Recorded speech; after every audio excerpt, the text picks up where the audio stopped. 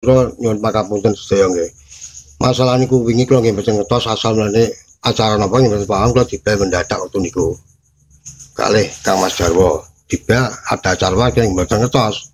Ternyata acara itu katanya silaturahmi atau guyub rukun. Nah, ternyata setelah itu selesai saya selfie sama orang STK ternyata jadi masalah. Makanya saya minta maaf sebesar-besarnya. Terus mboten kula balen malih enggak akan saya ulangi lagi. Pangapunten. Assalamualaikum warahmatullahi wabarakatuh. Janji ya? Ya janji. Oh. Siap. Janji. Saya ya, apa mbak aku saya ya, siap ya. Salah, siap.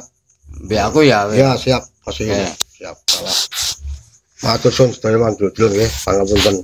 Kula salah. Oke. Mboten badhe kula baleni malih. Kapok pun. Itu